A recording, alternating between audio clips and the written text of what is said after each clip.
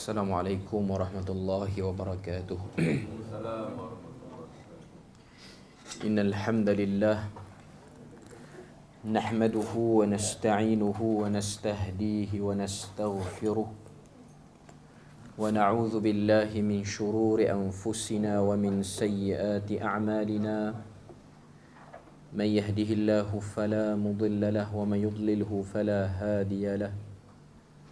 أشهد أن لا إله إلا الله وحده لا شريك له وأشهد أن محمدا عبده ورسوله يا أيها الذين آمنوا اتقوا الله وقولوا قولا سديدا يصلح لكم أعمالكم ويغفر لكم ذنوبكم ومن يطع الله ورسوله فقد فاز فوزا عظيما. الحمد لله الذي بنعمته تتم الصالحات. ربنا آتنا من لدنك رحمة وهيئ لنا من أمرنا رشدا. اللهم آت نفسي تقواها وزكيها وأنت خير من زكاها أنت وليها ومولاها أما بعد. Alhamdulillah, syukur pada Allah Azza wa Jal kerana dengan rahmat dan juga limpah kurnia yang Allah Ta'ala berikan dapat kita bersama pada pagi ini untuk kita sambung risalah bacaan pelik dan ganjil dalam salat namun sahih. Sambungan kita ialah pada bab yang ketiga, iaitu muka surat yang ke-50. Bab yang ketiga, muka surat yang ke-50, kita masih lagi pada muqaddimah. Muqaddimah berkenaan dengan bacaan dalam rukuk dan sujud. Kuliah terakhir kita bulan 3 sebelum raya dulu. Sebelum raya dan Ramadan. Okay. Jadi kita berhenti di sinilah. Okay. Kita tengok mukaddimah dia. Apa yang dia nak sebut. Dia kata rukuk dan sujud adalah dua rukun yang amat penting dalam salat. Malah kita biasa menemui gesaan supaya kita rukuk dan sujud kepada Allah Azza wa Jal dalam Al-Quran dan juga dalam hadis. Dia datangkan satu hadis riwayat Imam Ahmad situ. Dia bawa terjemahan saja. Nabi SAW pernah menganggap orang yang mengerjakan rukuk dan sujud cepat-cepat sebagai pencuri dalam salat. Maknanya orang yang mengelak sebab dia tak sempurna. Rukuk dan sujud tu terlalu laju. Jadi dia tidak, orang kata apa, menjiwai ibadah salat tu. Sebab antara rukun-rukun yang besar ialah rukuk dan sujud ni. Kedua-duanya ialah bentuk perendahan diri yang jelas. Rukuk kita rendahkan badan kita, sujud lagilah kita rendahkan badan kita. Jadi itu intipati kepada salat. Mereka yang tidak menyempurnakan hak rukuk dan sujud secara tidak langsung tidak merasai kelazatan mengerjakannya. Sebab orang yang tak rukuk dengan sujud dengan betul ni gopoh salatnya. Jadi salat tu tidak mampu berfungsi seperti mana yang Allah Ta'ala sebut, innas salata tanha 'anil fahsya'i wal munkar. Salat itu boleh menghalang orang tu daripada melakukan benda-benda fahsyak dan juga mungkar. Fahsyak ni maksudnya benda-benda yang tiada nilai. Benda-benda yang fahsyak ni perkataan yang luas makna dia. Termasuk dalam fahsyak ni ialah benda-benda yang bersifat lucah. Cakap, buat isyarat, apa benda. Ini ialah common sense yang rosak kalau orang tu dia okey dengan benda macam tu. Cakap dia mudah sebut benda-benda dalam kain, isyarat-isyarat ni. Jadi orang yang salat, dia akan terhalang daripada benda-benda macam ni. Mungkar ni umumlah benda-benda dosa-dosa kecil apa semua yang termasuk dalam tu. Okay. Menipu orang apa semua, melihat benda-benda yang haram, itu semua termasuk dalam mungkar. Okay. Sebagai hamba, kita mestilah mengerjakan rukuk dan sujud dengan penuh rasa kehambaan dan gembira. Inilah peluang untuk kita menyatakan bakti kepada Allah, meluahkan rasa kita tanpa bertapis dan membisikkan segala permasalahan yang kita sedang hadapi. Maknanya dua posisi ini rukuk dan sujud ialah posisi yang paling dekat untuk meluahkan sesuatu, mengekspresikan apa yang ada dalam jiwa kita kepada Allah Azza wa Jalla. Satu perkara yang merugikan ialah kita masih kekal dalam takut yang sama ketika rukuk dan sujud. Maknanya tiada peningkatan pengetahuan. Lafaz-lafaz yang perlu dibaca dalam rukuk dan sujud tiada peningkatan. Melainkan kita tahu yang basic je. Subhana rabbiyal azim, subhana rabbiyal a'la. Jadi itu tak padanlah dengan umur yang makin meningkat. kita punya ibadah pun tiada peningkatan. Jadi apa yang kita nak bahas pada bab yang ketiga ni, kita akan tengok riwayat-riwayat yang banyak. Apakah bacaan-bacaan ketika mana rokok dan juga ketika mana sujud. Okay. Yang pertama dia sebut situ, kita hanya membaca zikir yang sama sedari kecil, sedangkan masih banyak zikir dan doa lain yang diajarkan oleh Nabi. Yang pertama. Yang kedua, kita kekal dengan bilangan yang sama, iaitu sebanyak 3 kali. Walhal menjadi sunnah Nabi untuk memanjangkan rukuk dan sujud dengan memperbanyakkan bilangan zikir kepada Allah. Sebab tu kita akan tengok hadis Nabi, bagaimana sahabat ni dia tengok Nabi salat, ada waktu Nabi salat sunat. Bukan salat fardu lah, salat sunat. Rukuk Nabi sama lama dengan qiyam Nabi. Dan qiyam Nabi itu telah membaca surah-surah yang panjang. Nabi baca sab'ut tiwal, 7 surah awal Al-Quran yang panjang ni. Baqarah, Ali Imran, An-Nisa, Al-Ma'idah. Kita boleh bayang, kita ambil surah Baqarah saja dah cukup. Surah Baqarah ni hampir 3 juzuk. 1 juzuk, orang kata apa, purata yang standard 1 jam. Orang baca. 2 juzuk dah 2 jam. 2 juzuk kurang berapa muka surat lagi nak masuk 3 juzuk. 2 jam 45 minit lah kita kata. Itulah tempoh rokok Nabi. Kalau qiyam 2 jam 45 minit, rokok pun 2 jam 45 minit. Yang ni kita penat lah kalau nak tengok yang ni. Okay. Cuma nak katanya ada hadis seperti itu. Okay. Hadis yang pertama, An Ibn Abbas qala, kashafa Rasulullah sallallahu alaihi wasallam as-sitarata wan nasu sufufun khalfa Abi Bakrin. Faqala ayyuhan nas innahu lam yabqa min mubashshiratin nubuwati illa ar-ru'ya as-salihah yaraha al-muslim aw tura lahu. Okay, tengok dulu terjemahan dia. Daripada Ibn Abbas, Rasulullah sallallahu alaihi wasallam menyingkapkan tirai, selak tirai. Ni bukan selak tirai nak tanya hukum. Selak tirai saja. Okey. Sedangkan para sahabat berbaris di belakang Abu Bakar. Kemudian beliau bersabda, "Hai manusia, sesungguhnya tidak ada baki daripada khabar gembira kenabian melainkan mimpi yang baik dialami oleh seorang muslim." Nabi selak tirai ni dengan sebab Nabi sakit tak boleh bangkit dah. Sakit yang mengantarkan Nabi pada kematian. Jadi Nabi meminta Abu Bakar untuk jadi imam pada waktu tu. Jadi Nabi ni dia nak cerita, nanti lepas pada aku wafat, tiada lagi wahyu akan turun.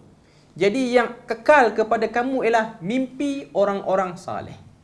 Umum. Bukan semua mimpi kita ambil. Mimpi orang saleh.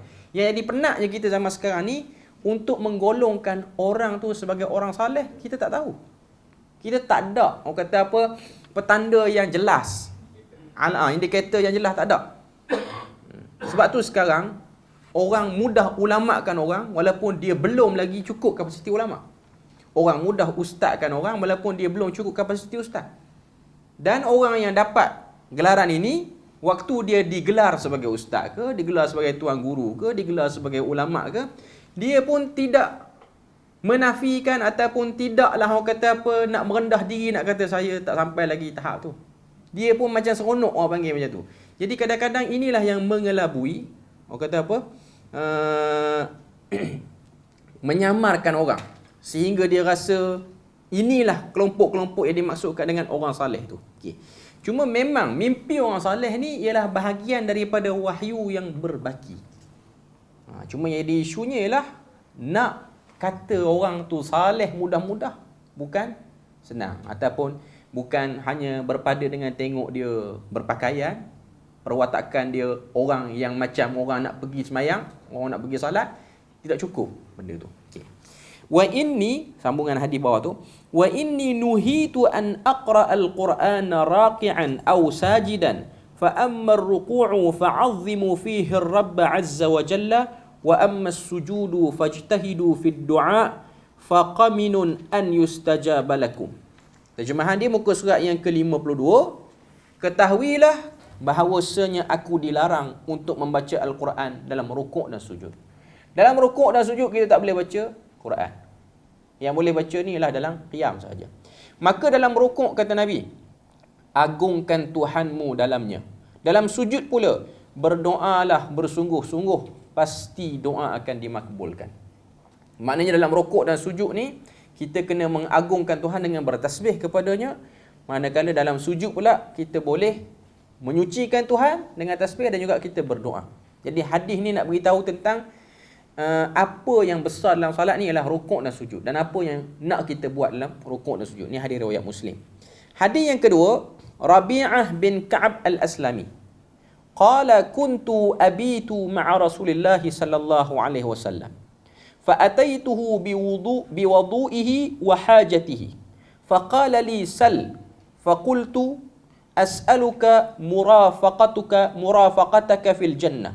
Qala aw ghayra dhalik. Qultu huwa dhak. Qala fa'a'inni ala nafsika bi kathratis sujud. Rabi'ah radhiyallahu anhu berkata, aku bermalam tidur bersama dengan Nabi sallallahu alaihi wasallam. Di mana tak disebut. Maknanya mungkin dalam permusafiran ataupun dalam kawasan dekat dengan rumah Nabi, maknanya dekat dengan masjid Nabi lah, dalam masjid Nabi. Okay. Lalu aku membawa air untuk berwuduk dan air untuk Nabi menunaikan hajat. Wuduk maksudnya air yang digunakan untuk berwuduk. Wuduk maksudnya perbuatan wuduk. Beza baris, beza makna. Wuduk air, wuduk perbuatan. Itu. Kalau dengan baris atas dia air, kalau dengan baris depan ianya ialah perbuatan. Aku bawa air untuk Nabi berwuduk dan untuk Nabi menunaikan hajat. Faqala li sal. Rabi'ah ni dia berkhidmat pada Nabi. Maka Nabi kata, mintalah apa-apa dengan sebab kamu telah berkhidmat pada aku ni. Faqultu as'aluka murafaqataka fil jannah. Ya Rasulullah, aku mohon supaya aku mendampingimu di syurga nanti. Maknanya duduk dekat dengan kamu di syurga nanti. Nabi pun tanya, awa ghaira dhalik, ada benda lain lagi nak minta? Qultu huwa dhak. Rabi'ah kata, itu je yang aku impikan. Lalu kata Nabi, fa'a'inni ala nafsika bi kathratis sujud. Bantu aku supaya permohonan dan impian kamu itu tercapai dengan kamu banyak sujud. Dalam erti kata lain, memperbanyakkan salat sunat. Berdoa supaya kamu dapat kedudukan tu. Tapi Nabi mention sujud. Mention satu bahagian dalam salat bermakna keseluruhan daripada salat tu. Nabi ambil perkataan sujud. Perbanyakkan sujud. Jangan kita faham sujud je kot, tak payah salat lah kot. Sujud je. Tak. Sujud ni dengan makna salat lah. Sujud dengan makna salat. Okay. Tu hadis yang kedua. Hadis yang ketiga, an Ma'dan bin Abi Talhah al-Ya'muri qala laqitu Thawban maula Rasulillah sallallahu alaihi wasallam faqultu akhbirni bi'amalin a'maluhu yudkhiluni Allahu bihil jannah aw qala qultu bi ahabbil a'mali ila Allah fasakata thumma sa'altuhu fasakata thumma sa'altuhu ats-thalithah faqala sa'altu 'an dhalika Rasulullah sallallahu alaihi wasallam faqala 'alayka bi kathratis sujud lillah fa innaka la tasjudu lillahi sajdatan illa rafa'aka Allahu biha darajah wa hatta 'anka biha khati'ah. Maksud dia, Mi'dan bin Abi Talhah, sahabat. Bukan sahabat, dia tabi'in. Dia cerita dia bertemu dengan Thawban. Thawban ni ialah bekas pembantu Nabi, bekas hamba kepada Nabi dan juga pembantu kepada Nabi. Thawban kata, aku bertanya, khabarkan kepadaku satu amalan yang menyebabkan Allah Ta'ala memasukkan aku ke dalam syurga. Atau aku berkata, amalan yang paling disukai Allah Ta'ala. Beliau diam. Kemudian bertanya lagi. Beliau masih berdiam diri. Kemudian saya bertanya untuk kali yang ketiga. Lalu beliau memberikan maklum balas. Kata Thawban, saya pernah bertanyakan hal ini kepada Rasulullah sallallahu alaihi wasallam. Baginda menjawab, hendaklah kamu banyakkan bersujud kepada Allah. Sesungguhnya tidaklah kamu bersujud kerana Allah Ta'ala sekali, melainkan Allah akan mengangkat satu darjat kamu dan menghapuskan satu dosa kamu. Okay. Mi'dan dia tanya kepada Thawban. Mi'dan tanya pada Thawban. Tanya pada Thawban tentang satu benda yang mustahak dan penting yang boleh memasukkan dirinya dalam syurga. Tengok. Vision sahabat. Vision orang-orang yang terdahulu. Bila mana tanya apa-apa, mesti tanya benda yang menguntungkan akhirat. Sebab tu kalau tengok dia tanya, qultu bi ahabbil a'mali ila Allah. Tolong beritahu amalan yang Tuhan suka. Dan orang yang ditanya ni, Thauban ni pun, dia tak jawab terus. Dia diam. Sampai kawan tu tanya kali kedua, ketiga. Sebab apa? Sebab Thauban nak tengok serius ke tak orang yang bertanya ni. Nampaknya dia serius, sebab tu dia duk ulang soalan ni yang sama. Lepas tu Thauban pun cerita, aku pun dulu pernah tanya benda yang sama kepada Nabi. Maknanya, sikap suka tanya benda yang boleh memasukkan dia dalam syurga ni adalah benda yang memang orang kata apa, dimasyarakatkan oleh para sahabat. Kalau jumpa Nabi, dia akan tanya benda tu. Dia tak tanya pada benda-benda yang lain. Sebab tu Nabi pernah tegur satu orang Arab Badui pada zaman Nabi. Bila mana Nabi tanya, kamu nak apa? Dia pun kata, aku nak unta betina yang bunting dan aku nak kambing yang kantung susu dia penuh. Nabi kata, kesian, sikitnya dia minta. Lalu Nabi kata, kenapa tak ikut perempuan tua pada zaman Nabi Musa dulu? Sahabat pun pening. Apa cerita perempuan tua tu buat apa? Perempuan tua ni lah orang yang bertanggungjawab menunjukkan di mana kubur Nabi Yusuf bersemadi di Mesir.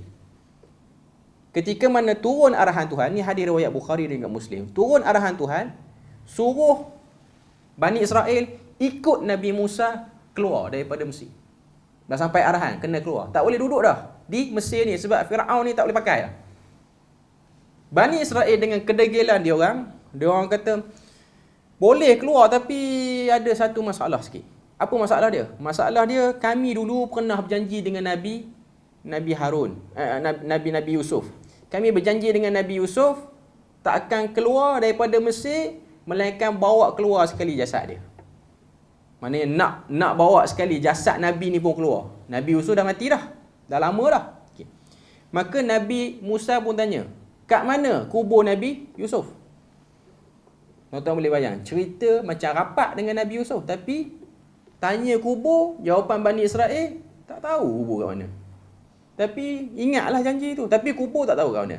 Ada beberapa side yang kita tengok pada hadis ni. Pertama, kubur tidak menjadi tempat tumpuan yang utama sangat bagi Bani Israel dan juga bagi Nabi Musa sendiri.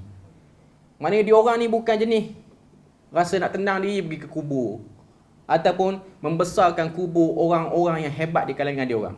Diorang tahu Nabi Yusuf tu hebat, tapi diorang tak jadikan, okey, ni mercu tanda kita, kena jaga elok-elok.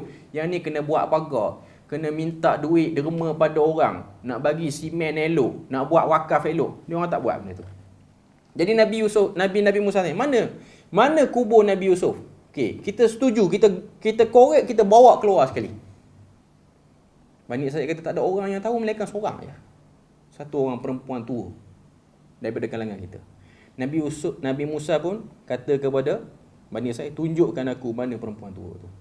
Bawa pergi jumpa perempuan tua tu. Perempuan tua tu pun demand sesuatu pada Nabi Musa. Dia kata, aku boleh tunjuk pada kamu mana kubur Nabi Yusuf, tapi syarat satu, pastikan aku ada tempat dalam syurga. Dapat yang tu aku beritahu. Sebab tu Nabi tegur Arab Badui tu, contohilah perempuan tua tu. Minta benda yang ada kebaikan. Lepas tu Nabi Musa pun kata, kamu ialah orang yang ada tempat dalam syurga. Baru dia tunjuk dekat mana kubur Nabi Yusuf. Ingat ke duduk atas darat? Kubur Nabi Yusuf duduk dalam dasar tasik di Mesir. Macam mana nak buat? Kena keluar, pindahkan air itu ke laut. Baru boleh buat keluar. Cuma nak kata penatlah kerja tu. Dah lah demand, penat pula buat kerja tu. Tapi dia orang keluarkan dan akhirnya boleh timbullah jasad Nabi Yusuf tu dan dibawa keluar sekali. Tapi riwayat ni dia tak mention lepas pada keluar daripada Mesir tu dia orang buat apa dekat jasad Nabi Yusuf. Tak tahu dipindahkan ke mana. Okay, cuma nak katanya Nabi suruh Arab Badui tu mencontohi perempuan tua tu. Kalau nak minta benda yang elok sikit. Bolehlah bagi unta betina bunting dengan kambing yang kantung susu yang elok. Boleh bagi, tapi dunia sangat.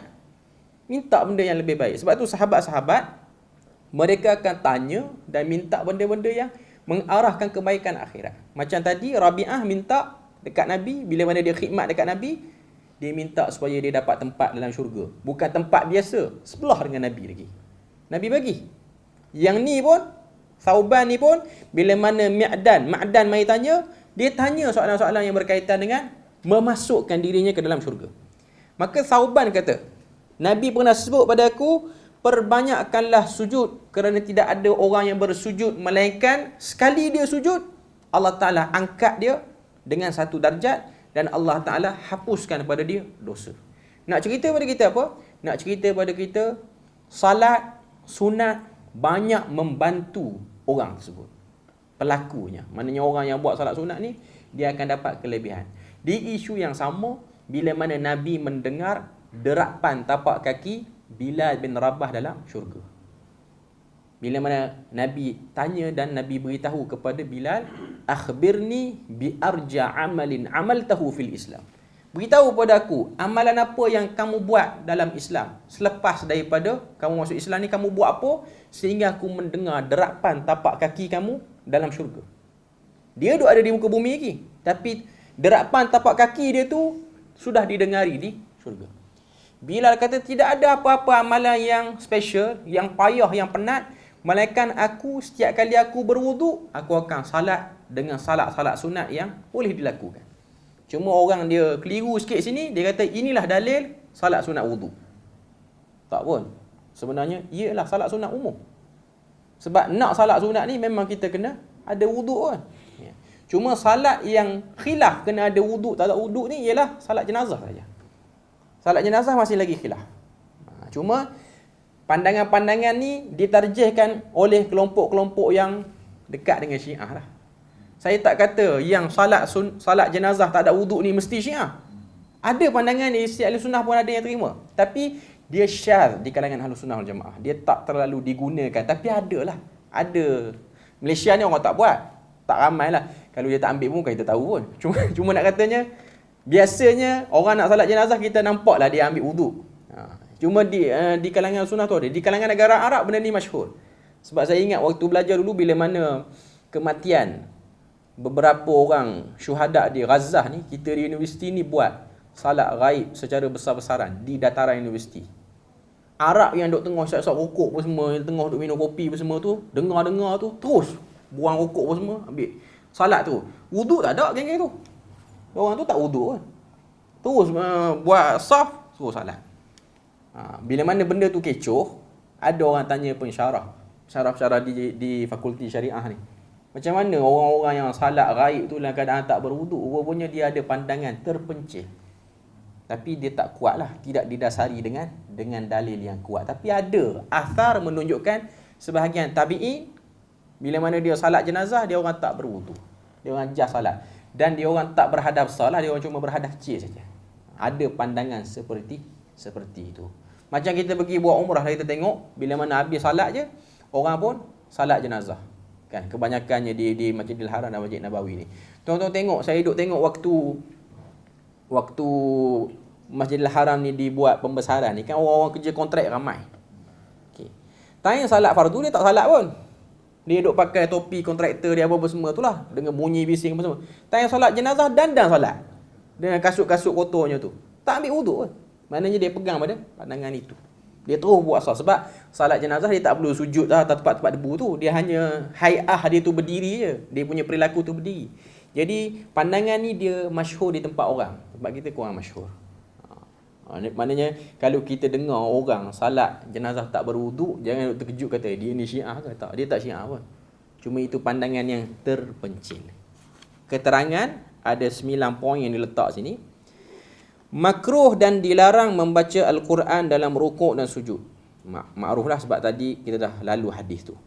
Yang kedua, namun kita dibenarkan untuk mengambil mana-mana ayat Al-Quran yang berisi doa untuk dibacakan. Boleh. Dalam sujud, baca Rabbana zalamna anfusana wa illam taghfir lana wa tarhamna lanakunanna minal khasirin. Hakikatnya tu ayat Quran. Tapi ayat Quran yang bentuk doa. Kena pilih-pilih lah. Sebab ada juga Rabbana dalam Al-Quran ni, Rabbana yang bukan doa orang baik, doa orang jahat. Contohnya dalam surah Ghafir, doa ahli neraka. Rabbana amattana thnataini wa ahyaitana thnatain. Lebih kurang macam itulah doa dia tu. Wahai Tuhan, kamu telah hidupkan kami 2 kali, matikan kami 2 kali. Bagilah kami cuti kena azab dalam neraka ni. Kalau kita doa yang tu maknanya berimpian besar benar nak ada di neraka tu. Jangan baca doa tu. Kena tengok doa. Ada orang dia kira Rabbana je, dia bantai buat doa semua. Dia borong habis. Okey. Yang ketiga, kita digalakkan untuk memperbanyakkan tasbih dan mengagungkan Allah Ta'ala dalam rukuk. Di samping itu dibenarkan juga untuk berdoa ketika rukuk. Okay. Ada pandangan mengatakan rukuk tak boleh berdoa. Sujud je boleh berdoa. Tapi pandangan tu minoriti. Sebab ada bacaan-bacaan rukuk Nabi yang berbentuk doa. Allahumma laka raka'tu wa bika amantu. Tu yang kita akan jumpa nanti. Itu ialah bentuk doa. Sebab ada sebahagian para ulama kata dalam rukuk ni kena tasbih dan ta'zim je. Subhana rabbiyal azim wa bihamdi. Yang tu je boleh. Yang lain tak boleh. Tapi pandangan tu minoriti lah. Jumhur mengatakan dalam rukuk pun boleh berdoa, tapi berdoa dengan doa yang ditunjukkan oleh Nabi tu lebih afdal. Adapun doa-doa lain sebagai sisipan tu, ia lebih baik disisipkan pada waktu sujud. Sebab sujud tu lebih jelas lagi Nabi sebut tentang tempat yang dekatnya satu orang tu dengan Allah Azza wa Jalla. Yang keempat, kita digalakkan untuk memperbanyakkan tasbih dan memperbanyakkan doa secara bersungguh-sungguh dalam sujud. Ini kerana kedudukan paling rapat dengan Allah ialah ketika sujud. Tadi dah sebut dah. Okay. Yang kelima, jumhur ulama mewakili mazhab Hanafi, mazhab Maliki dan mazhab Syafi'i menyatakan hukum bertasbih dalam rukuk dan sujud ialah sunnah yang amat disukai. Maknanya memperbanyakkan tasbih itu ialah benda yang sangat-sangat dituntut. Mazhab Hambali dan sebahagian ulama hadis beranggapan wajib. Maknanya kalau kita sujud tu diam di sisi Hanabilah dan juga Ahlul Hadis, salat tu tak sah. Cuma jumhur ulama mengatakan kalau kita diam, sujud tu tak ada sebut apa pun, sah lagi salat kita. Tapi perbuatan tu tak berapa elok lah. Sepatutnya dalam keadaan sujud ni kita kena bertasbih ataupun berdoa kepada Allah Azza wa Jalla. Cuma saya nak sebut sikit lah dalam bab berdoa dalam sujud ni. Okay. Menjadi amalan orang kita ni, sujud yang last kali dia lama sikit pada sujud-sujud lain. Sujud yang terakhir lah salat. Okay. Boleh ataupun tidak buat macam tu. Sepatutnya kalau kita nak berdoa dalam sujud, kita kena sama rata semua sujud. Maknanya sama. Kalau nak lama-lama semua. Jangan yang ujung tu je yang lama. Okay. Dan kalau nak buat dalam kedudukan salat secara individu. Jangan buat tayang salat berjemaah. Ni ada orang kita sebahagian yang salat berjemaah ni, imam dah nak bagi salam, dia tak bangkit lagi. Tak tahulah dia tidur ke doa dia panjang. Tapi ada orang buat macam tu. Ada orang buat macam tu. Tak tepat tu. Perbuatan tu saya taklah kata dan saya tak naklah orang kata betul judge kata salat dia tak sah. Walaupun ada ulama mengatakan perbuatan tu memang menyebabkan orang tu berselisih jauh dengan imam. Jadi dia kena elakkan buat macam tu. Kalau dia nak berdoa panjang, dia salat sunat nanti dia berdoa panjang. Okay. Tapi kalau dia salat berjemaah, imam angkat kepala selesai daripada sujud, kita tak boleh lama sangat. Kita kena ikutlah bagi berseiringan dengan imam tu. Ni ada sebahagian orang ni dia selalu buat macam tu. Dia jadikan benda. Kalau orang yang jenis suka buat salat hajat berjemaah ni lagi sakal lah. Kan? Geng-geng yang suka buat salat hajat berjemaah ni, dia imam tu dah sujud lama dah. Yang jadi tekong salat hajat tu. Lepas pada dia bangkit tu, tak bangkit lagi. Ni musim-musim baru ni lah, dekat-dekat nak ambil result SPM tu, ramai duk buat kerja ni. Dah ambil result ni, lupa lah sujud lama kot. Cuma nak katanya, itu ialah benda-benda yang tidak tepat. Saya tak kata sujud lama tu salah. Tapi, tempat yang kita buat tu tak betul. Kita kena buat di tempat yang betul. Memang sujud lama Nabi buat, tapi bukan buat secara beramai-ramai. Nabi buat secara berseorangan. Okay. Yang keenam, Nabi SAW terang-terangan menyatakan bahawa berdoa dalam sujud akan dimakbulkan oleh Allah melalui sabda Nabi, faqaminun an yustajabalakum. Siapa-siapa yang berdoa dalam sujud, Tuhan akan mustajabkan doanya. Okay. Poin ketujuh, ulama berbeza pendapat manakah lebih utama antara rukun qiyam dengan sujud. Ada beberapa pendapat menurut Imam An-Nawawi dan dalam syarah Sahih Muslim. Antara qiyam lama dengan sujud lama, mana lebih afdal? Okay. Tengok apa Imam Nawawi bawa dalam Al-Minhaj syarah Sahih Muslim. Yang pertama, memanjangkan sujud dan memperbanyakkan rukuk dan sujud itu lebih utama. Satu pandangan. Memanjangkan sujud bererti salat dalam tempoh yang panjang, manakala memperbanyakkannya bermaksud mengerjakan salat dengan banyak rakaat. Antara sahabat yang berpandangan demikian ialah Ibn Umar radhiyallahu anhu. Ibn Taymiyah telah membahas panjang lebar untuk menyokong pendapat ini dalam Majmu' Al-Fatawa beliau. Nak sebut pada kita bahawasanya kalau sujud dan rukuk banyak, itu lebih baiklah. Okay, sebab tu kalau kita tengok, dia beza pandangan sebab dalil dia umum. Dalil yang sama juga menjadi perbahasan untuk tengok salat witir nak buat 3 rakaat ni, buat 2 satu ke afdal ataupun 3 sekaligus ke afdal. Memang kita tengok pengamalan-pengamalan yang dilakukan oleh Nabi dan para sahabat, 3 sekaligus lebih banyak. Tapi pandangan mazhab, antaranya dalam mazhab Syafi'i sendiri, mereka lebih cenderung 2 satu. Sebab apa? Sebab dia orang tengok pada sentiasa berniat dengan niat yang baik itu ialah benda yang elok. Sebab bila mana kita pisahkan 2 satu, 2 kali niatlah kita. 2 kali niat, berazam dengan nak buat benda baik ni banyak kali dalam hidup itu lebih baik.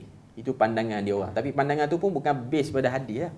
Itu pandangan ijtihad dia orang. Okay, tapi dari segi pengamalan yang tepatnya ialah 3 sekaligus lah. Itu lebih banyak riwayat menunjukkan pengamalan macam tu. Memanjangkan qiyam lebih utama. Ni pandangan yang kedua. Ini adalah pandangan menurut mazhab Syafi'i. Mazhab Syafi'i mengatakan antara qiyam lama dengan sujud lama, qiyam lama lagi baik. Antara hujah yang kuat yang dibawakan ialah dalam qiyam kita membaca Al-Quran. Berbeza dengan sujud, kita membaca tasbih. Membaca Al-Quran lebih utama daripada tasbih. Pandangan mazhab Syafi'i. Yang ketiga, tawakuf, iaitu tidak melebihkan antara qiyam lama dengan sujud lama. Maknanya tak nak kata yang ni afdal, yang ni kurang afdal. Tawakuf ni maknanya diam, tak bagi apa-apa ulasan. Ini pandangan Imam Ahmad bin Hanbal. Muka surat 56, Ishaq bin Rahawai. Ishaq bin Rahawai ni ialah guru kepada Imam Bukhari. Boleh baca dengan Rahawai, boleh baca dengan Rahuya. Tapi kebanyakan para ulama hadis membaca dengan Rahuya. Sebab waih ini ialah perkataan yang kurang adab diucapkan oleh orang-orang dulu, orang Arab ni. Ibnu Mardawai. Dia tak sebut dengan perkataan tu. Sebab bagi orang Arab, waih ini ialah benda yang, kata-kata yang tak elok lah. Cakapan yang tak elok. Jadi, ada sebahagian ulama' membaca dengan Ishaq bin Rahawai. Wai. Dia tak waih dengan ha. Dia dengan ya macam tu je. Dia matikan dengan ya. Okay. Tapi nak katanya dia ni guru Imam Bukhari yang mencetuskan idea Imam Bukhari tulis Sahih Bukhari. Sebab ada 2 cerita yang disandarkan kepada Imam Bukhari. Imam Bukhari bermimpi. Dalam mimpi dia duduk tepi Nabi dan dia kipaskan Nabi. Lepas pada tu, dia pergi jumpa Ishaq bin Rahawai ataupun Rahuya ni. Tanya apa maksud mimpi tu. Maksud mimpi tu, kata Ishaq bin Rahawai ni, dia kata itu petanda kamu akan menjadi orang yang berkhidmat pada hadis Nabi. Iaitu dengan mengumpulkan hadis-hadis sahih. Itu pandangan pertama. Cerita yang kedua mengatakan, Ishaq bin Rahawai ni dalam kelas dia pernah sebut pada anak murid dia, tak ada ke siapa-siapa di kalangan kamu ni nak himpun hadis Nabi buat setempat. Buat satu buku. Daripada tu dia tercetus idea nak tulis Sahih Bukhari itu. Okay. Ishaq bin Rahawai berpendapat kita disunnahkan memperbanyakkan sujud, iaitu salat pada waktu siang. Siang banyak salat sunat dengan sujud panjang. Artinya tidak perlu memanjangkan qiyam kalau kita buat salat sunat siang. Berbeza dengan salat malam, kita disunnahkan untuk panjang qiyam dan kita membaca Al-Quran dengan kadar yang banyak. Pandangan Ishaq bin Rahawai ni, kalau kita tengok dari segi keselarasan hadis Nabi, ianya lebih tepat. Sebab dia macam, orang tak pernah cakap macam ni, melainkan dia. Sebab kalau tengok dalam hadis-hadis Nabi pun, salat-salat sunat yang Nabi buat, pada waktu siang, qabliyah, ba'diyah apa semua, memang tak panjang salat sunat. Sahabat tengok tapi tak panjang. Cuma sahabat perasan, sujud Nabi tu agak panjang. Untuk salat malam, Nabi samakan. Qiyamnya panjang. Sujudnya panjang. Ataupun sujudnya pendek sikit je berbanding qiyam. Tapi salat malam yang Nabi lakukan memang qiyam dia panjang. Bagi saya lah, pandangan Ishaq bin Rahawai ni memang pandangan yang paling selaras dengan hadis-hadis Nabi. Pandangan-pandangan lain tu kita hormati juga. Ada orang dia kata qiyam aula, ada yang kata sujud aula. Cuma nak katanya, memang dalam banyak hadis Nabi kalau malam Nabi suka salat qiyamnya lama. Bacaan Quran Nabi itu banyak untuk qiyam. Okay. Yang ke-8, sujud adalah posisi yang melambangkan kemuncak tawaduk kita terhadap Allah dan mampu mengikis perasaan takabur. Sebab merendahkan muka ke tempat yang paling rendah, iaitu lantai bumi, ini ialah perbuatan untuk menghina diri. Sebab tu Nabi larang bersujud kepada selain daripada Allah Ta'ala. Dia khusus bagi Tuhan sahaja. Kita tak boleh sujud sama makhluk. Sebab tu dalam hadis Nabi kata, bila mana sahabat-sahabat pergi ke Syam, dia tengok orang-orang Kristian ni sujud pada padri dia orang macam sujud kepada Allah Ta'ala. Kita sujud dalam salat ni. Jadi sebahagian sahabat kata, kalau kita buat dekat Nabi lebih aula berbanding mereka buat dekat padri dia. Balik clarify dengan Nabi, Nabi kata dilarang sujud sesama makhluk. Kalau boleh sujud sesama makhluk, aku akan benarkan perempuan sujud kepada suaminya dulu. Nabi tak kata, kalau boleh sujud, aku dah lama dah suruh hang sujud kat aku. Nabi tak kata macam tu. Sebab Nabi, hadis yang sama, tapi ada dua cabang, kita boleh tengok. Satu, larangan sujud pada manusia. Yang kedua, besarnya kedudukan suami dalam rumah tangga. Dua benda Nabi, kata apa, Nabi combine sekali. Sebab tu Nabi ni digelar dengan, kata apa, kata-kata Nabi tu jami' dan mani'. Dia berhimpun. Jawami'ul kalim. Nabi ni bila mana dia bercakap, cakapnya sikit tapi kontennya banyak. Dia beza dengan kita, cakap banyak, konten tak ada apa. Buang masa je. Okay. Yang ke-9, apabila meletakkan kepala dan dahi kita di tempat yang paling bawah dalam sujud, itulah yang menyebabkan kedudukan kita diangkat oleh Allah, diangkat dan Allah berkenan untuk menghapuskan dosa-dosa kecil yang kita lakukan. Lafaz bacaan ketika rukuk yang masyhur diajarkan dan diamalkan oleh masyarakat Malaysia ialah Subhana rabbiyal azimi wa bihamdi. Itu yang kita maklum. Muka surat 57, lafaz bacaan ketika sujud yang masyhur pula adalah Subhana rabbiyal a'la wa bihamdi. Ulama juga mengumpulkan begitu banyak zikir dan doa Nabi sallallahu alaihi wasallam yang boleh kita amalkan. Malah sangat elok jika kita dapat amalkan dengan membaca zikir-zikir tersebut. Ia mengubat kerinduan kita kepada Nabi sallallahu alaihi wasallam sebetulnya. Terdapat 9 pilihan bacaan zikir dan rukuk zikir dalam rukuk dan sujud yang ganjil akan dibincangkan dalam bab ni. Maknanya kita akan bertemu dengan 9 riwayat lah. Riwayat yang pertama, muka surat 58. Subhana rabbiyal azim, subhana rabbiyal a'la. An Hudzaifah annahu shalla ma'an nabiy sallallahu alaihi wasallam fa kana yaqul fi ruku'ihi. Daripada Hudzaifah ibnul Yaman menceritakan dia salat bersama dengan Nabi dan Nabi telah membaca dalam rukuk Subhana rabbiyal azim wa fi sujudihi Subhana rabbiyal a'la.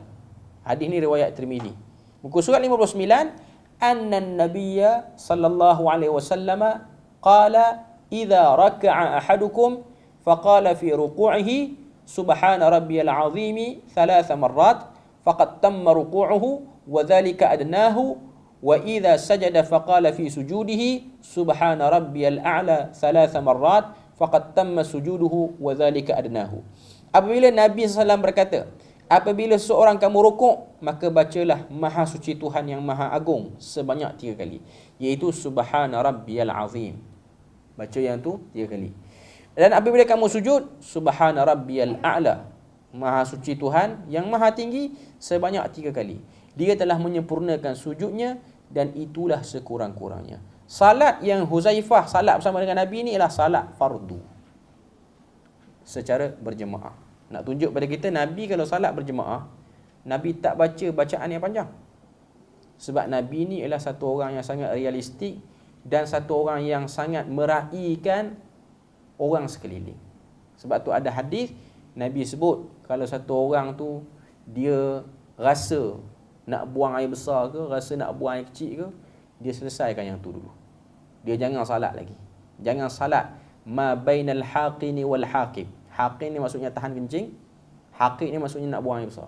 Jangan salat dalam keadaan seperti itu. Bahkan ada juga hadis Nabi sebut, bahang panas cuaca ni ialah bahagian daripada azab neraka Jahannam. Bahang ni kan bangun ni kan kita panas lain macam. Nabi kata itu ialah bahagian daripada azab neraka Jahannam. Bila mana kamu duduk dalam situasi itu, jangan salat sehingga redup sikit. Nabi kata, fa abridu bis salah. Maknanya waktu zuhur tengah panas rembang, jangan kalut lagi nak qamat cepat-cepat.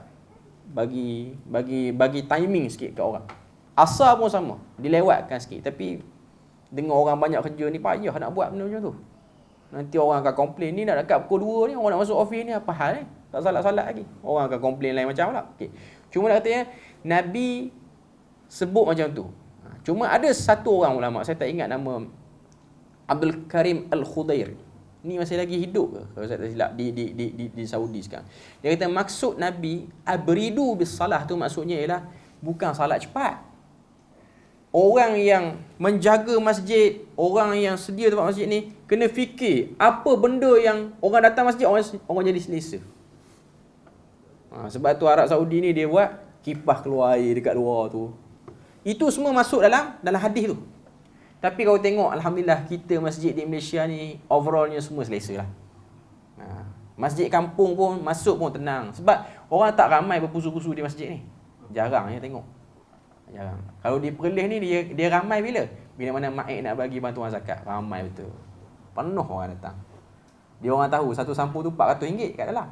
Oh ramai datang. Tuanku raja datang. Penuh lain macam. Okey. Jadi itu salah satu inisiatif dia lah. Maknanya buat apa-apa yang boleh menyebabkan orang selesa di masjid.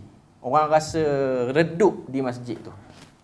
Jangan buat. Tapi kalau tengok orang Islam di negara Afrika apa semua ni, masjid dia orang, fasiliti dia orang sangat terhad, dan dia orang salat dalam keadaan yang panas.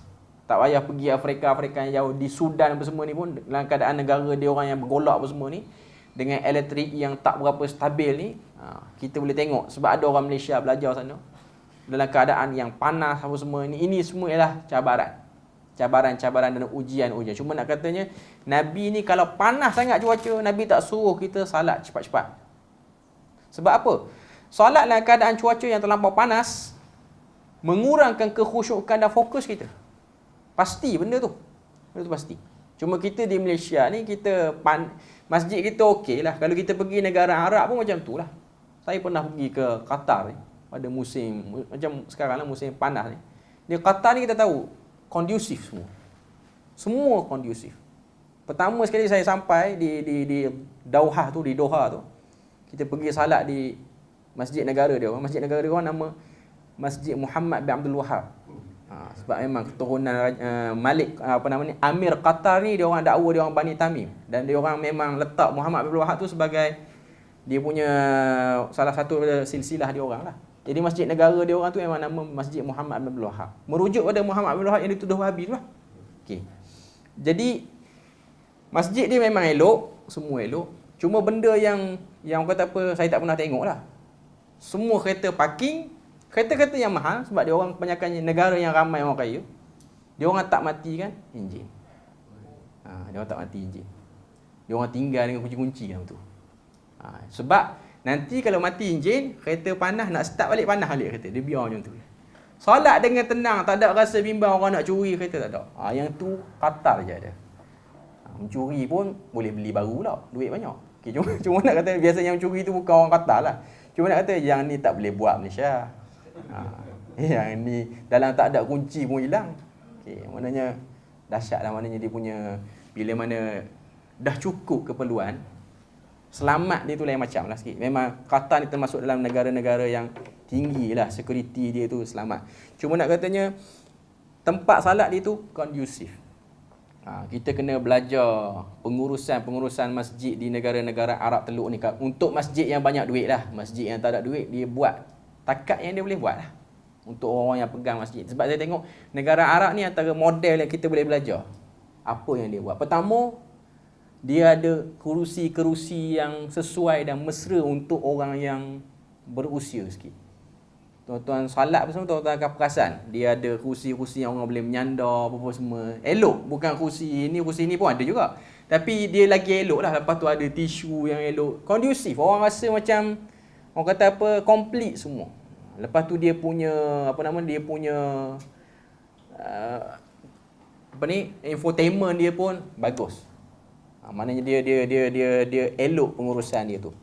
Itu semua masuk dalam hadis Nabi. Nabi kata abridu bis salah. Salat dalam keadaan tenang dan sejuk. Maksudnya ialah tunggu redup ataupun buat sesuatu yang boleh menenangkan jemaah dan rasa tak kalut. Okay. Keterangan daripada Al-Mubarakfuri dalam Tuhfatul Ahwazi. Ini muka surat 60. Bilangan bacaan tasbih terbahagi kepada berikut. 1 kali paling kurang, 3 kali paling sempurna, 5 kali sederhana, 3 kali paling kurang sempurna, 5 kali sederhana sempurna, 7, 9, 10 atau 11 bilangan yang sempurna.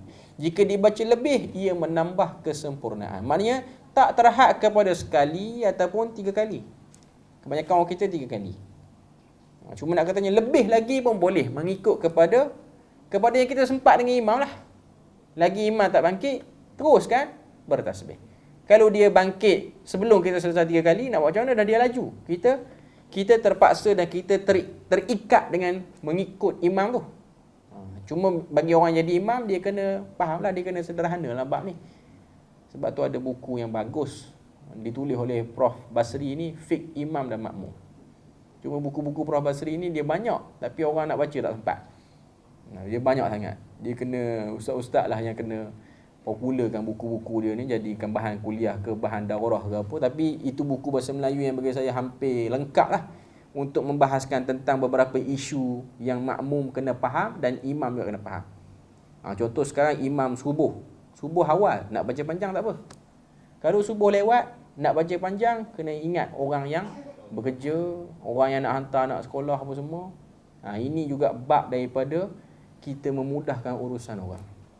Ini benda-benda yang kita kena tahulah dalam bab. Imam ni dia tak boleh shock sendiri sangat. Dia kena sebab tu Ibn Hajar Al-Asqalani dia kata waktu imam tu nak sebut istau sufufakum, disunatkan untuk pusing 180 darjah dan tengok orang belakang. Dia bukan tengok kiri macam tu ya. Dia kena pusing nak tengok. Tujuan dia apa? Nak tengok ramai ke orang tua. Ramai yang muda ke ramai yang tua. Tengok supaya dia boleh adjust salat dia tu, nak panjang sikit ke, nak pendek ke, nak sederhana ke, dia boleh adjust. Dan dalam masa yang sama membetulkan saf lah. Cuma di Malaysia ni payah sikit nak buat. Sebab kadang-kadang imam tu muda sangat, umur belasan. Dia paling belakang, yang belakang semua otai-otai muka cengis macam. Dia pun begitu je lah. Cuma di negara Arab ni lain macam. Saya ingat masjid di Jordan tu, Masjid Kabir Mafraq ni, ada satu orang imam ni, dia memang ambil masa lama nak betulkan saf. Sangat lama. Walaupun orang Arab ni dia agak terbuka menerima teguran. Dia bukan macam kita orang Melayu. Orang Melayu dia nak terasa hati mula tak datang masjid. Okay. Dia macam tu. Tapi Arab ni dia terbuka sikit lah. Dia kena tegur apa semua. Dia ambil masa yang cukup lama. Dia cek, dia jenguk saf kedua pula. Tengok. Lama tuan-tuan. Saya rasa orang Malaysia tak akan boleh pergi kalau dia jadi imam. Mesti kalau nak hantar surat kat pejabat agama, yang ni kena tukar masjid lain ataupun tak jadi imam tu. Tapi dia memang ambil masa yang sangat lama. Dia cek yang muda-muda pakai baju jersey ni, kan ada lambang logo bola ni, ada salib apa semua tu, dia cek. Dia tengok yang ni tak boleh pakai. Dia tak suruhlah pergi tukar sekarang. Cuma dia kata lain kali datang tak boleh pakai dah baju ni. Dia pakai baju lain. Cuma orang yang macam ni biasanya orang mudah meluat lah. Saya boleh kata macam tu lah kalau di Malaysia ni.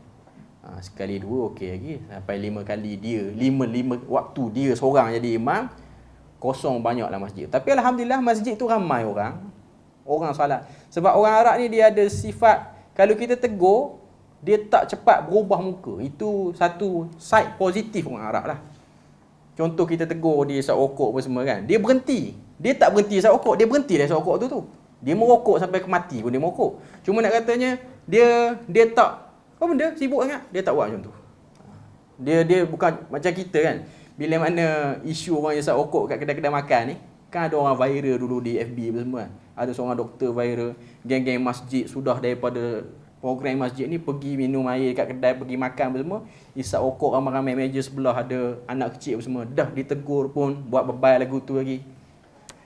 Kalau tegur terasa hati. Tapi negara Arab ni dia okey. Di Malaysia ni antara sebab orang setengah orang muda dia takut, sebab itulah dia malas nak bergaduh panjang. Tapi sebenarnya hak menyebelahi pada pihak yang tak merokok yang benar di situ. Maknanya kita yang betul, kita tak boleh menjadikan suasana itu neutral sehingga orang yang hisap rokok rasa benda tu normal. Sepatutnya dia kena rasa dia tak normal di situ. Sekarang ni dia jadi terbalik, orang yang menegur dia lihat tak normal. Itu masalahnya. Sebab tu pada kerajaan-kerajaan dulu yang bila mana dia ada dasar tak boleh hisap rokok dalam kedai tu, yang tu bagus. Tuan-tuan tak nak setuju dengan dia pada pengurusan lain tak apa. Tapi yang tu bagus. Dia boleh buat. Dia buat denda betul. Tapi sekarang dah tukar orang lain pula. Benda tu orang dah sambil lewa lah. Tampal lah dilarang merokok tu, tapi macam tuan kedai pun vape apa semua. Jadi tuan kedai pun macam kita macam saya sendiri kalau pergi makan kedai mana ni, dia tengok orang merokok, kita mau beritahu kat tuan kedai tu, tegur sikit, payah nanti dia tak datang kedai saya. Penat. Sebab tu saya sendiri saya tengoklah ada sebahagian orang yang dia sensitif dengan asap rokok, dia selalu pergi makan kedai yang mahal bukan kerana dia gaya hidup mewah, tapi itulah yang dia nak. Dia masuk kedai yang ada aircon sebab orang tak merokok lah kedai yang ada aircon. Lalu kita kata ni orang-orang sombong je ni geng-geng B, geng-geng T20 je. Dia kadang-kadang duit tak cukup pun. Tapi kerana apa? Dia malah nak bergaduh dan nak mengadap ragam orang. Dia pergi kedai mahal. Kita pula kata dia sombong banyak duit. Sepatutnya kalau komuniti ni boleh membantu, warung-warung tepi jalan tu akan jadi okey untuk orang-orang yang tak boleh kena asap rokok. Walaupun ada orang dia okey, tapi hakikatnya manusia dia tak okey dengan asap rokok ni. Kalau dia bukan perokok pun. Sebab perokok sekunda lagi bahaya berbanding perokok yang prima tu, yang hisap tu. Kita yang hidu balik, tambah ada anak kecil. Sebab tu saya memang tak boleh nak faham macam mana ada satu orang ayah dia boleh hisap dalam keadaan anak kecil ada duduk atas seat baby tu. Dan yang lebih teruk lagi, hisap dalam kereta, isteri ada sebelah, anak ada belakang. Yang ni lagi kita tak boleh nak faham. Dia sepatutnya menjaga keselamatan keluarga dia, tapi dia yang memberi jahanam kepada keluarga dia. Ini benda yang sepatutnya kita kena fikir ramai-ramai lah. Ini komuniti. Kalau orang nak cut video ni pun elok lah. Saya setuju sangat. Okay. Sebab orang kata apa, benda ni common sense. Sebab saya ingat kita kena bersuara ramai. Saya tahu ada orang yang merokok yang dia tak boleh berhenti daripada merokok. Bukan senang nak berhenti, dan saya pun kenal orang-orang yang nak berhenti merokok. Tapi paling kurang dia merokoklah jauh sikit pada orang. Biarlah apa yang dia kena uji dengan Tuhan, dia tak boleh berhenti rokok tu, dia seorang je tanggung. Jangan dia cuba nak share pada orang asap rokok yang dia duduk isap tu. Minta maaf lah kalau ada yang merokok, tapi saya nak sebut benda tu. Supaya kita tahu. Dalam salat ni, bayang Nabi suruh kita jangan ada bau makanan. Jangan ada bau itu. Jangan salat dalam keadaan tahan itu, tahan ini. Apatah lagi kehidupan luar. Dalam salat pun kita diajar supaya jaga common sense orang. Jangan jangan baca panjang, jangan penting diri sendiri, mentang-mentang dia hafal Quran, yang belakang tak tahu apa dia baca. Jangan penting diri. Ingat orang lain. Kita orang Islam diajar sampai tahap tu. Dalam salat kamu kena ingat orang. Jangan ingat diri sendiri. Apatah lagi kehidupan di luar salat. Maka ianya lebih penting. Sebab tu kita belajar tentang bab salat ni ialah bab peningkatan upgrade diri kita. Upgrade diri. Okay.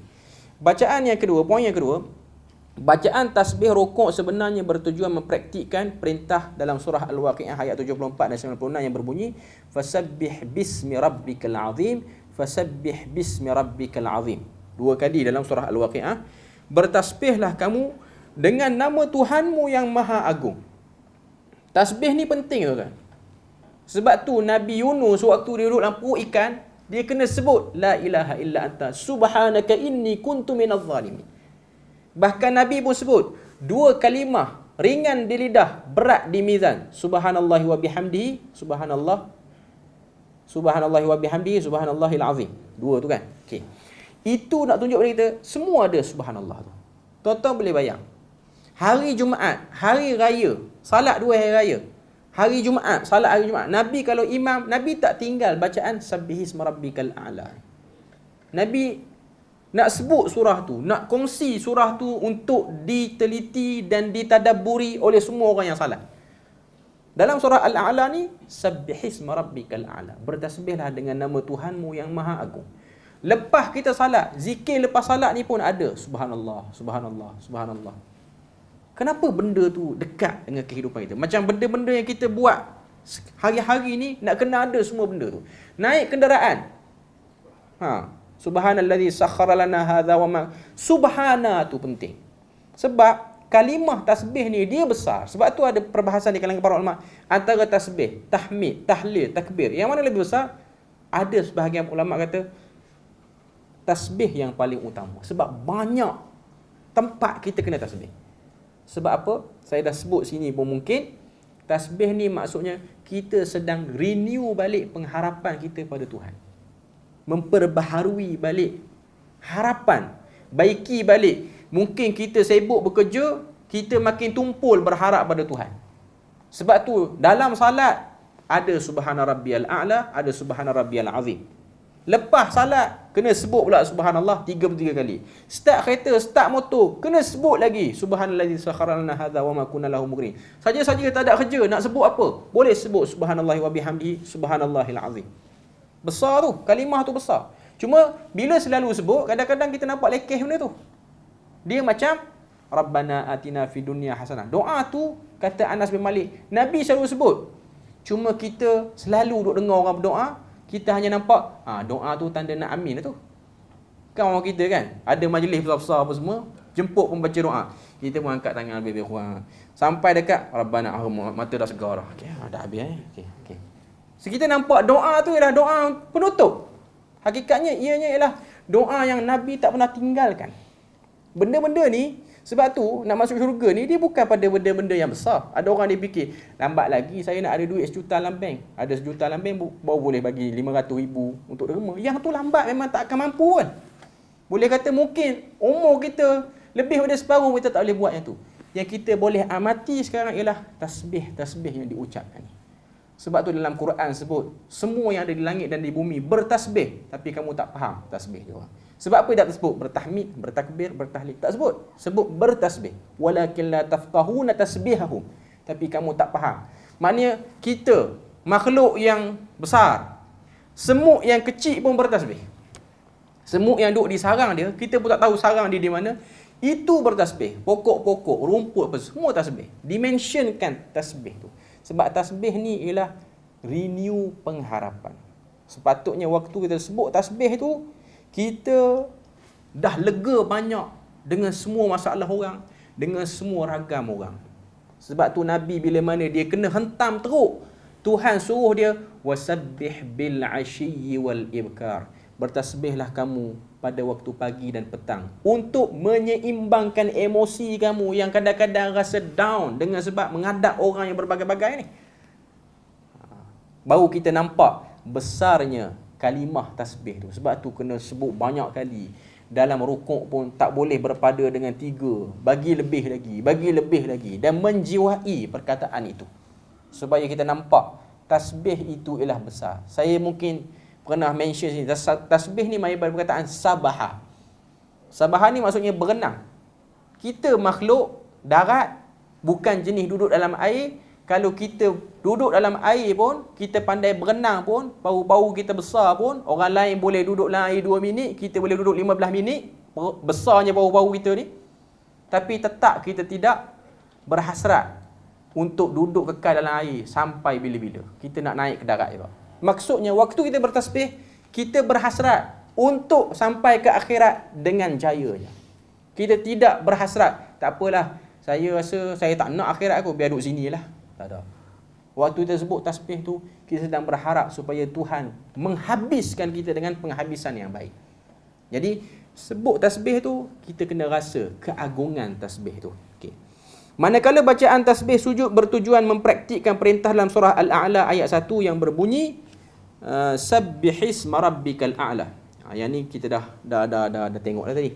Perkara ini merujuk kepada sebuah hadis yang diriwayatkan daripada Uqbah bin Amir dan direkodkan daripada kitab Sunan Abi Daud bernombor 869. Sebagai tambahan, menurut hadis-hadis yang sahih, terdapat pendapat Imam Syafi'i dalam kitab Al-Tiada, termasuk pendapat Imam Syafi'i dalam kitab tiada tambahan wa bihamdihi pada hujung bacaan tasbih, rukuk dan sujud. Maknanya yang afdal, yang tepat untuk riwayat yang pertama ni, subhana rabbiyal azim rukuk, subhana rabbiyal a'la untuk sujud. Wa bihamdihi, mari pada mana? Mari daripada hadis-hadis lain yang tak terlepas daripada kecacatan. Tapi adakah memberi impak besar bagi orang yang baca dengan cara macam ni? Tak beri impak besar pun. Cuma dari segi yang sahih, kita tahu yang sahihnya tak ada wa bihamdihi. Memang kita tahu orang Melayu kita ni dia belajar daripada kitab Muniatul Musalli, kitab daripada Syekh Daud Fatani tu, memang dia mention wa bihamdihi. Kita tidak mengurangkan kedudukan Syekh Daud Fatani sebagai penulis pada kitab tu. Cuma nak sebut pada kita belajar ni sentiasa upgrade, sentiasa kita tengok banyak sumber, maka kita akan tahu bahawasanya yang tepatnya ialah subhanallah, subhana rabbiyal azim sahaja, ataupun subhana rabbiyal a'la. Saya rasa berpada situ ialah kot, sebab nota hikmah ni nak bahas dia agak panjang, muka surat 62 ni. Dia agak panjang sikit yang ni kita akan sambung pada pertemuan akan datang lah. Okey. Jadi kita berpada sini je. Moga Allah Ta'ala beri rahmat dan berkat. Subhanakallahumma wa bihamdik, asyhadu an la ilaha illa anta wa astaghfiruka wa atubu ilaik. Wassalamualaikum warahmatullahi wabarakatuh. Ya.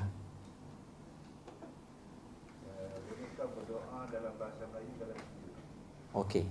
Berdoa dalam bahasa Melayu dalam sujud, para ulama kontemporari dan para ulama tempat kita lah jawab. Termasuklah Datuk Mufti Perlis pun ada jawab ni. Boleh berdoa dalam hati lah.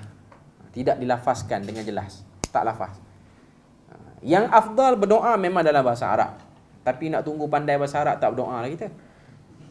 Jadi berdoa lah kita dalam hati waktu sujud tu dengan kita sebut apa permintaan kita. Kita jangan lafaz. Sebab lafaz tu perkataan lain lah tu. Boleh batal solat tu. Tiba-tiba duk cakap Melayu pula dalam tu jadi lain macam lah. Okey. Cuma nak katanya kita sebutlah nanti, kita take time sebutlah nanti. Itu yang lebih ihtiyat. Walaupun ada pandangan-pandangan daripada ulama-ulama lain, bila mana dia bahas berdoa dalam bahasa lain ni dibenarkan dalam sujud salat fardu. Sujud salat sunat ni ada keringanan sikitlah. Salat fardu ni dia boleh, sebab dia salat fardu, dia ialah ibadah yang wajib pada kita. Okey. Yang afdalnya ialah kita berdoa dalam hati kita dalam bahasa yang kita pertuturkan. Itu dibenarkan. Itulah saya rasa yang paling ideal sekali, yang paling mudah untuk kita. Dalam masa yang sama, berusaha jugalah untuk mengamalkan doa-doa daripada Al-Quran. Doa dalam bahasa Arab ni doa daripada Al-Quran lah. Dia tak perlu tuan-tuan belajar bahasa Arab sampai boleh buat karangan bahasa Arab, lepas pada tu buat teks bahasa Arab. Tak perlu yang tu. Just ambil daripada doa daripada Al-Quran sahaja untuk kita compilekan sebagai doa-doa sisipan kita dalam sujud. Wallahu a'lam. Jadi setakat tu ialah kot. Subhanakallahumma bihamdika, asyhadu an la ilaha illa anta wa astaghfiruka wa atubu ilaik. Wassalamualaikum warahmatullahi wabarakatuh.